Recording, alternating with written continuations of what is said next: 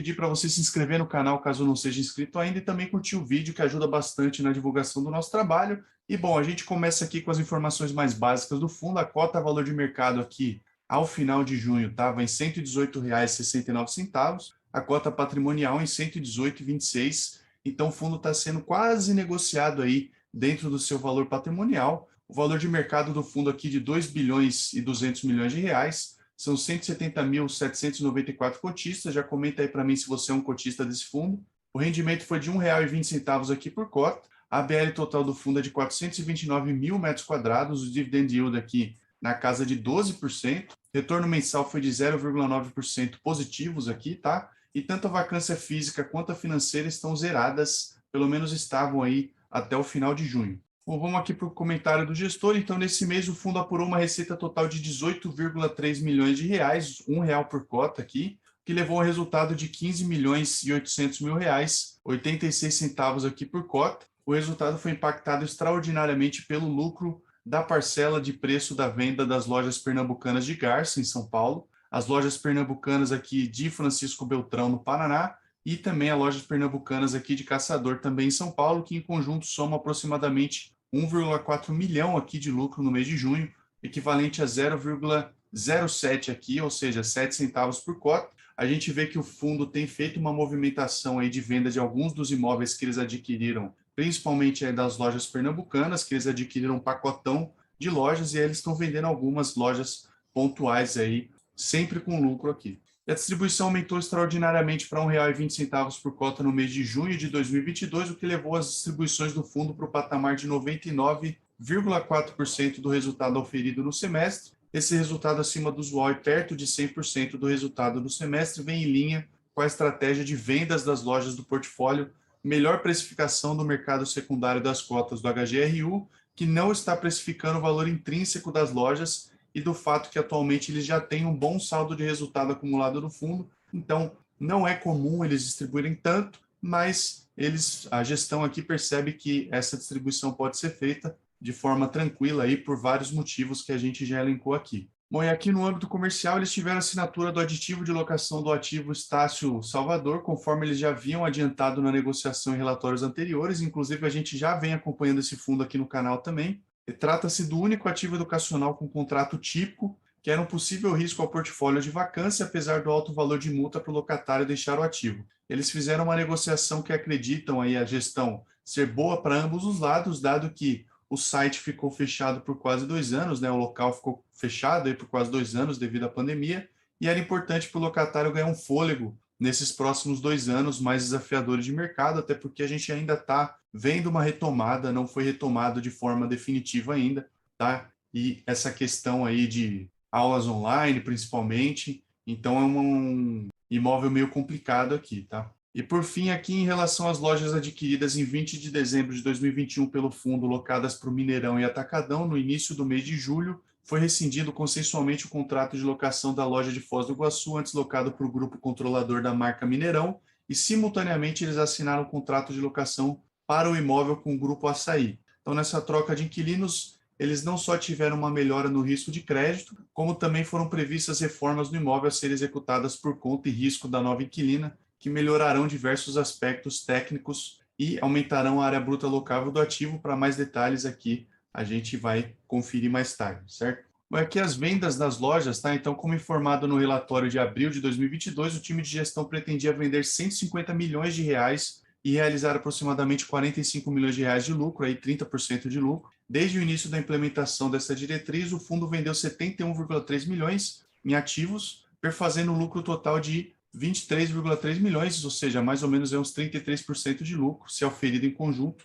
E aqui a gente tem uma tabela de vendas, tá? Que o fundo fez aqui dos imóveis. Como eu comentei, a maior parte dos imóveis aqui realmente das lojas pernambucanas, tem um Mineirão aqui na cidade de Serra. Aqui a gente tem 71 milhões de reais, valor de venda, um cap rate aqui de 6,09, R$ 1,27 de lucro por cota. Isso aqui são alguns imóveis só que eles venderam, tá? Eles venderam mais ou menos aí metade do que eles estavam pretendendo aí, que eles já informaram em relatórios anteriores. Um saldo pago aqui de 29 milhões de reais, quase 30, né?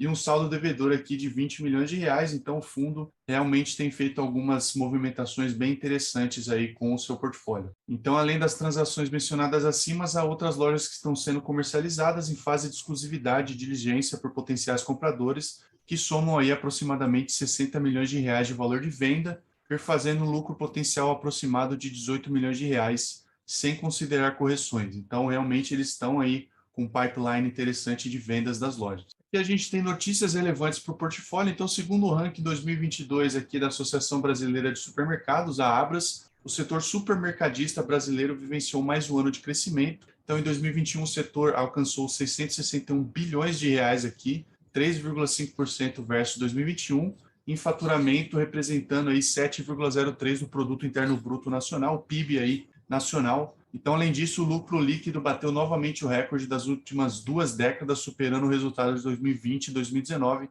que tinham sido os maiores da série histórica. Então, como esse fundo imobiliário aqui é focado em lojas de varejo, principalmente lojas de varejo de rua, isso é interessante, porque em algumas lojas até eles têm alguns contratos de aluguel em que eles recebem percentualmente aí uma variável aí por faturamento, tá, da loja. Então aqui a gente vê 2014 23 aqui por metro quadrado e aqui em 2021 31 por metro quadrado, tá? A margem do lucro líquido aqui fica mais ou menos na faixa entre 2 e 3%, mais ou menos, tá? Então não é uma bela de uma margem, mas de qualquer forma a gente sabe que um aumento aí no faturamento tem um ganho de escala aí para esses supermercados. Bom, aqui a gente tem a alavancagem do fundo, então na sequência aqui a gente verifica o saldo devedor total do CRIs que o fundo tem e o percentual de alavancagem aqui ao longo dos anos. Então, atualmente está em 4,2% de alavancagem com relação ao patrimônio líquido do fundo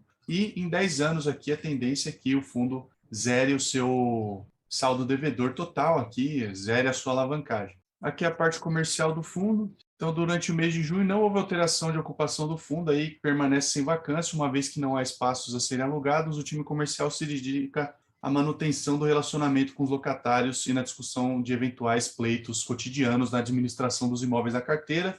E nesse início do mês de julho, eles assinaram uma cessão do contrato da loja de Foz do Iguaçu, trocando o locatário DMA, que ocupava no local aí uma loja da marca Mineirão, para o locatário Sendas, que vai operar a marca Açaí. Então, o contrato de locação prevê um novo prazo aí de 20 anos, contados a partir do mês de julho de 22, um novo aluguel fixo aí de R$ 145 mil mensais, 78% acima do aluguel anterior. Além disso, há uma previsão de uma reforma no imóvel a ser feita por conta e risco do inquilino, que vai aumentar a área da loja, vai aumentar o número de vagas, vai reformar as docas, depósito, câmara fria, administrativa, enfim, vai ser uma reforma completa. E após essa reforma, o imóvel passará de uma área construída, área bruta locável de 6.500 metros quadrados para 10.900 metros quadrados, 66% maior que o anterior. Esse imóvel foi adquirido pelo valor total de 17 milhões e 200 e com a cessão da locação, o cap rate do ativo foi elevado de 5,4% para 10,06% ao ano.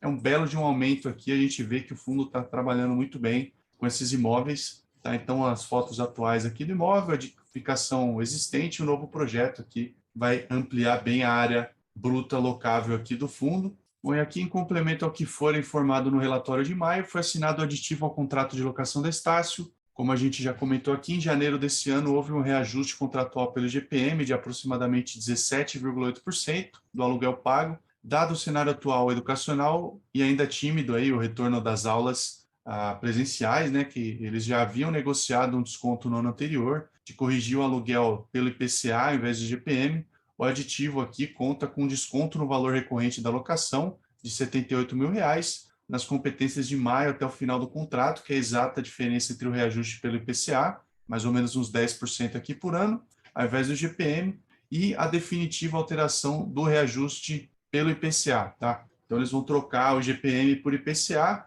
Também tem uma escada aqui de descontos regressivos de R$ 200 mil nas competências de maio até abril de 2023 e de R$ 120 mil aqui nas competências de maio de 23 a abril de 24, que representam respectivamente 20% e 12% do aluguel anteriormente pago. E aqui vamos dar uma olhada na composição do resultado do fundo em junho de 2022. Então foram 13 milhões e 600 mil aqui a receita de locação, 3.300.000 de rendimentos imobiliário, além de um ganho de capital aqui de 1.300.000 reais, total de receitas aqui de 18.300.000, tá? 2,5 milhões aqui de despesas, um resultado de 15.800.000 reais, um rendimento anunciado aqui de 22 milhões de reais, para uma quantidade de cotas de 18 milhões, deu aquele R$ 1,20 lá, como a gente pode ver aqui o resultado no ano de 2022 foi de 95 milhões de reais, e eles distribuíram um pouco abaixo aqui desses 95 milhões e 900, distribuíram 95 milhões e 345 mil reais. Aqui a gente vê o resultado do fundo por cota, então lá em julho de 21 eles tiveram um rendimento distribuído de 72 centavos, um saldo de 25 centavos de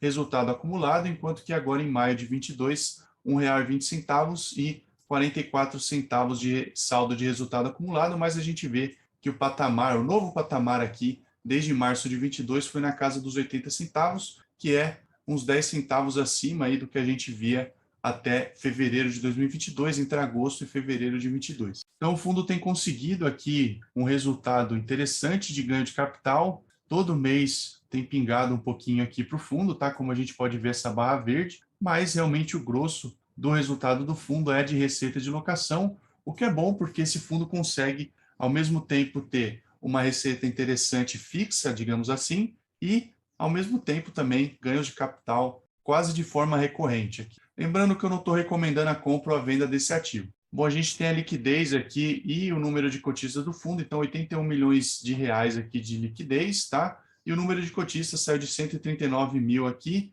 para 170 mil no último mês aqui, no mês desse relatório. A composição aqui do patrimônio líquido do fundo, então 1.789 milhões aqui em imóveis. Eles têm um outro fundo imobiliário aqui, SPVJ11, 277 milhões, 86 milhões de reais em outros fundos imobiliários, 130 milhões aqui em CRIs, 63 milhões aqui em renda fixa, 9 milhões de parcelas a receber e outros aqui 16 milhões, as aquisições aqui 161 milhões de reais e um patrimônio líquido de 2 bilhões 177 milhões de reais, por cota, como a gente pode ver aqui, é R$ 118,26. E aqui a gente tem as aquisições e as vendas, tá, do fundo. Então, até 6 meses a gente tem, conforme a gente vê aqui, então, 500 mil, 3 milhões 700, 7 milhões e meio e 300 mil reais a pagar, 4 milhões 700, 1 milhão e 600 e 2 milhões e 300 a receber. De 6 a 12 meses são só aquisições, tá? Então, são dívidas que o fundo tem aqui, 2 milhões e 26 milhões, e maior que 12 meses, como a gente pode ver aqui também, 92 milhões e 27 milhões aqui a pagar. Aqui os ativos imobiliários do fundo são muitos ativos diferentes, tá? A maior parte deles realmente está no estado de São Paulo, como a gente pode ver aqui, 63%, mas tem no Paraná, Minas, Rio, Bahia, Rio Grande do Norte, Paraíba e Santa Catarina também. São vários imóveis diferentes.